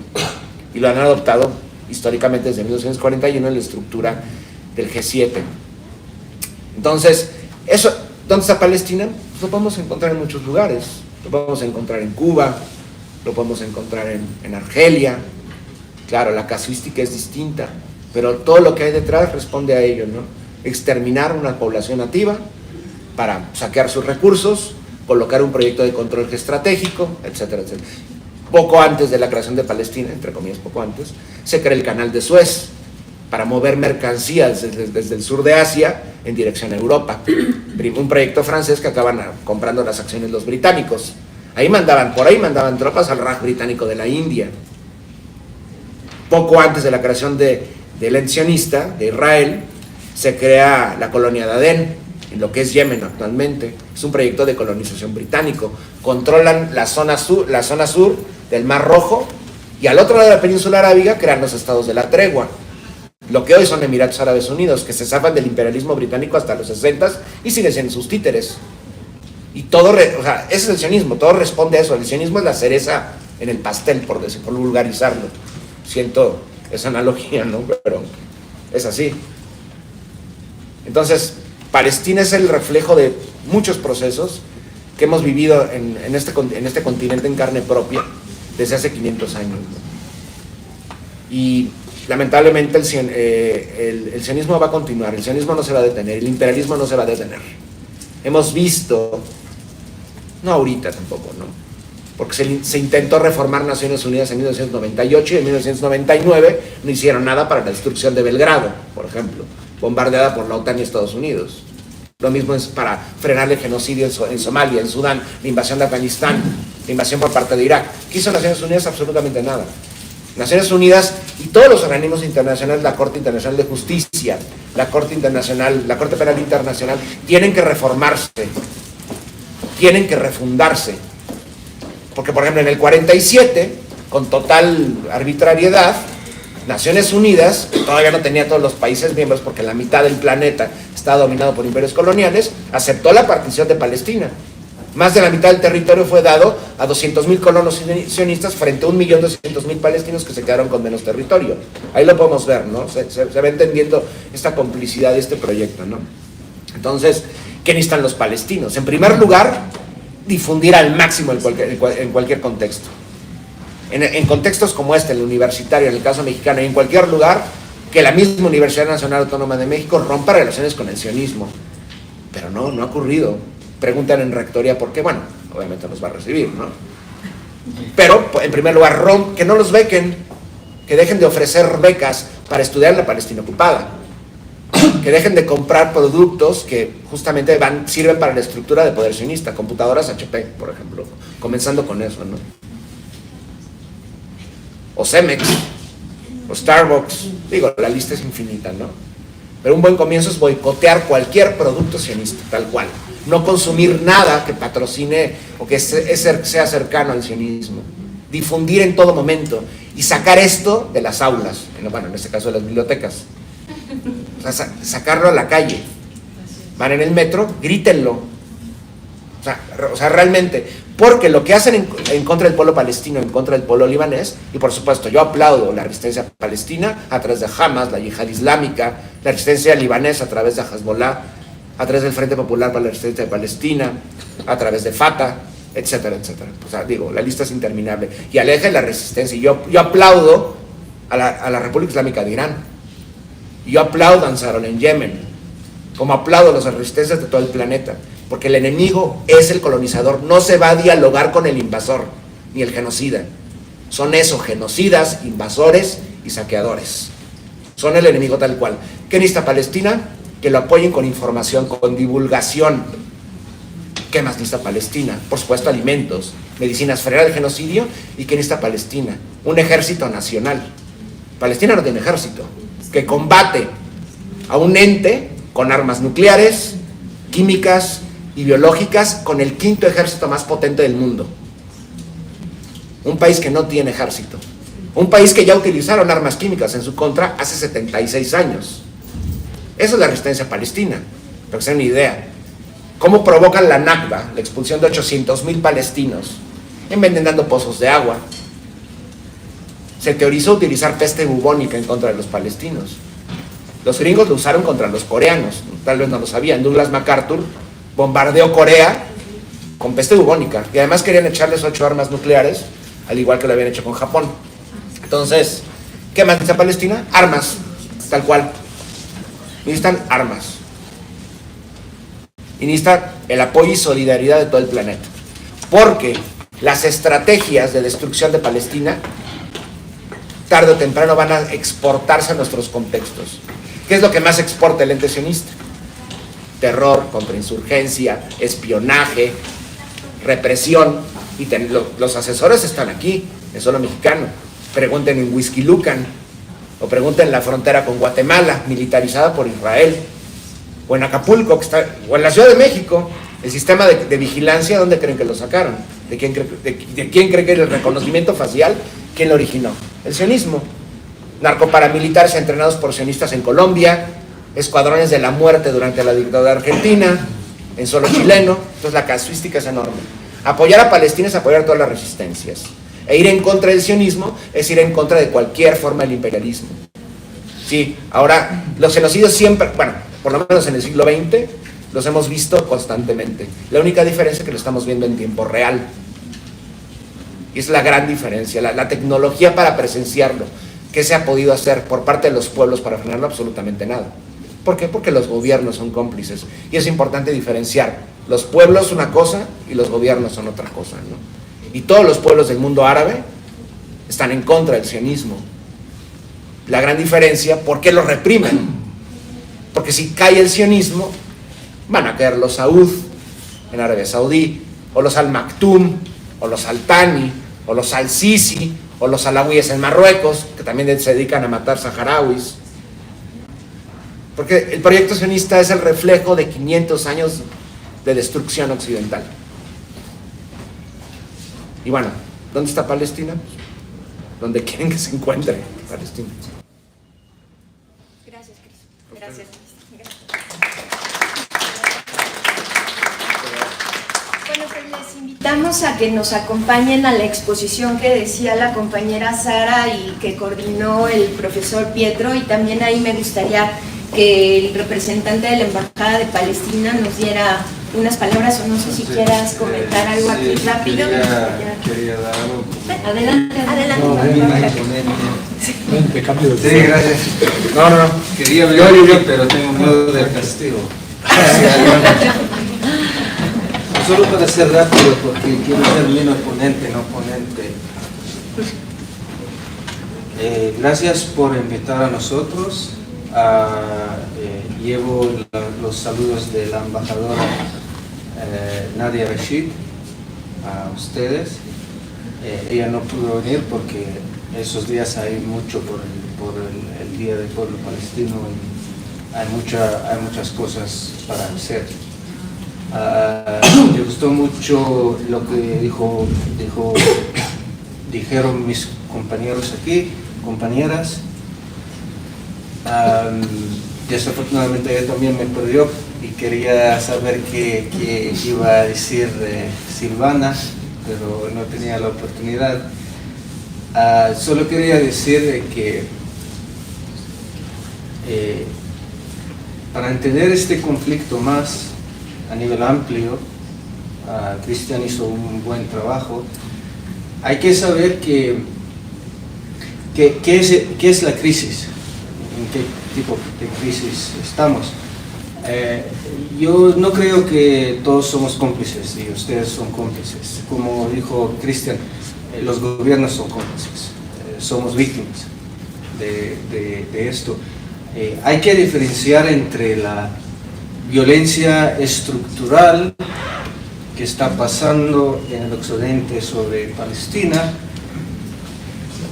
y la violencia desnuda en Palestina. No es una violencia estructural, no es una violencia con vergüenza y con sonrisas. Así que esto también crea un tipo de separación entre el mundo académico y el mundo en el terreno. Es otra razón por la cual digo que no todos somos cómplices en esto, y yo creo que si dices a una persona que eres cómplice, no vas a crear un pro-palestino.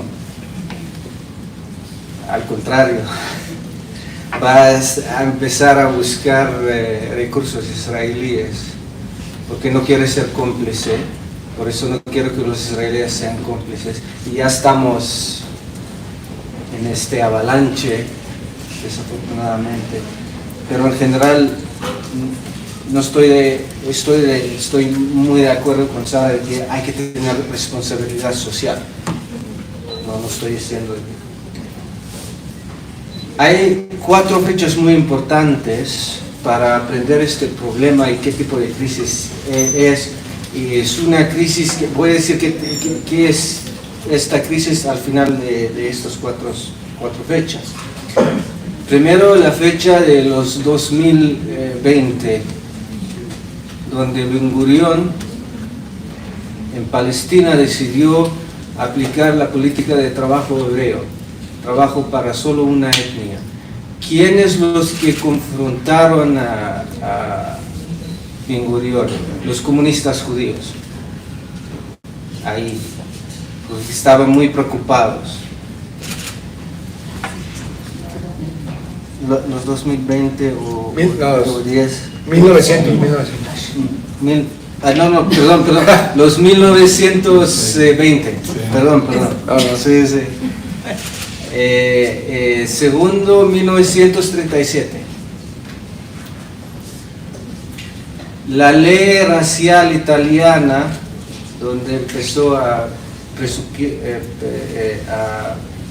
perseguir a los judíos, ya salió la persecución de judíos de Alemania e Italia, fue en 1938. 1937, en el Congreso Sionista en Zúrich, se aprobó la política de la transparencia como una política de los palestinos como una política ética, no solo una política aceptada o necesaria, pero ética, viviendo en mentiras. Primero, quitas el trabajo de la población, es una población de surplus humanity en inglés, y después desplazas a ellos. La tercera fecha es 1968, y perdona, están ahora hablando con un palestino adornista de Theodor Adorno. Fue las revoluciones de 1968 de universidades, y ahí se toma de una manera muy positiva el tema del antiimperialismo de las universidades occidentales. Cuarta fecha, 1981, el anticomunismo secuestra a la clase trabajadora polaca del Estado polaco. En el occidente pasa algo muy serio y peligroso. Hay una división de trabajo. La izquierda académica habla sobre antiimperialismo y la derecha habla sobre trabajadores. Y esto es lo que fue aceptado dentro del orden social, si estamos hablando del orden social. La crisis que estamos enfrentando del anticomunismo, que sigue para hoy.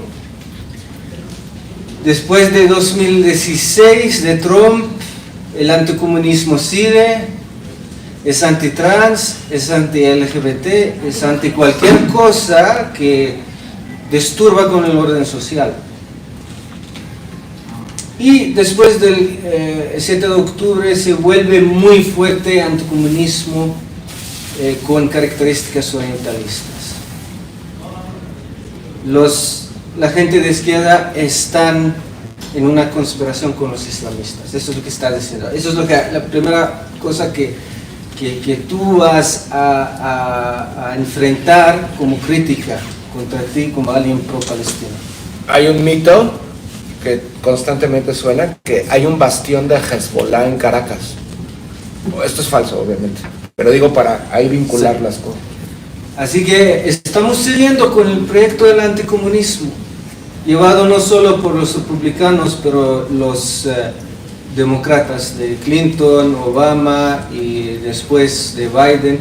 Y si los republicanos en Estados Unidos tienen una crisis de anticomunismo, los demócratas tienen una crisis de antifascismo, porque ¿quiénes son los primeros países o grupos humanos antifascistas? El Imperio Británico y Estados Unidos. Por eso, en 1947, el antifascismo se convierte en anticomunismo. Y empieza la política del contenimiento de la Unión Soviética. Porque se puede jugar con estas cosas. Y ahora, nuestro vecino del norte son dos poblaciones divididas, están acusándose de fascismo los dos. Eres fascista islámico con Hamas y eres fascista eres fascista con Putin o cualquier cosa que los demócratas están haciendo. Y hay que conocer todavía. También está volviendo el anticomunismo con características antisemitas, desafortunadamente, en algunas partes. Pero la mayoría de la teoría del anticomunismo es una teoría orientalista, rusofóbica, islamofóbica, que tiene las mismas mentalidades de los años 50 cuando empezó la Guerra Fría. Cuando se trasladó a Hitler al Oriente y al tercer mundo buscando a otros Hitleres, en el lugar de tomar la responsabilidad de lo que pasó en Europa. Por eso, esto es lo que hay que saber, parte de lo que hay que saber. Mis compañeros hicieron muy buen trabajo sobre este tema, del tipo de crítica que pueden ustedes confrontar, porque este proyecto de derecha sigue.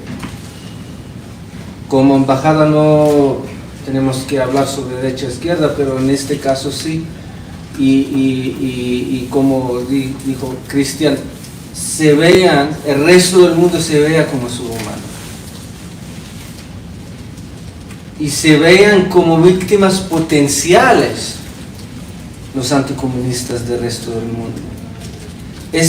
Autovictimización, burbuja en que están viviendo, desafortunadamente. Gracias.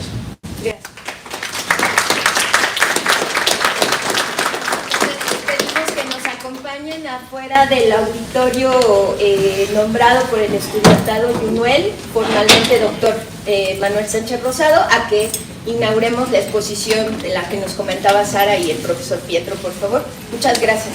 A ustedes. Gracias. ¿Hasta cuándo crees que esté aquí la